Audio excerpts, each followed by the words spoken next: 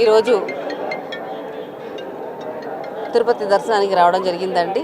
పలువురు మిత్రులతో రావడం జరిగింది. ముఖ్యంగా ఈరోజు చెప్పాలనుకుంటే మన ప్రీతమ ముఖ్యమంత్రి శ్రీ వైఎస్ జగన్మోహన్ రెడ్డి గారు నిన్ననే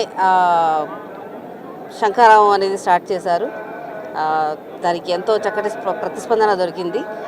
అలాగే ప్రజలు కూడా ఎంతో ఆయన్ని ఒక అన్నగా, ఒక తమ్ముడుగా, ఒక దిక్సూచిగా చూస్తున్నారు. ముఖ్యంగా చెప్పాలనుకుంటే ప్రతి బడుగు బలహీన వర్గాలకు, ప్రతి పేద కుటుంబానికి కూడా ఆయన అండగా ఉంటూ ఈరోజు పలు కార్యక్రమాలను ఆయన నిర్వహిస్తున్నారు. అలాగే ప్రతి పథకం కూడా ప్రతి ఒక్క స్త్రీ అకౌంట్లోకి వేస్తూ డిబిటీ ద్వారా మధ్యలో కరప్షన్ లేకుండా, ఎవరికి ఎటువంటి ప్రలోభాలకి లోను కాకుండా ఆ కుటుంబం అనేది లబ్ధి చెందాలనేది ఆయన ఏదైతే అనుకున్నారో అది ఈరోజు సాధించారు. ఆయన 5 సంవత్సరాలు మనం వెనక్కి తిరిగి చూసుకుంటే ఆయన చెప్పడమే కాదు, చేసి కూడా చూపించారు.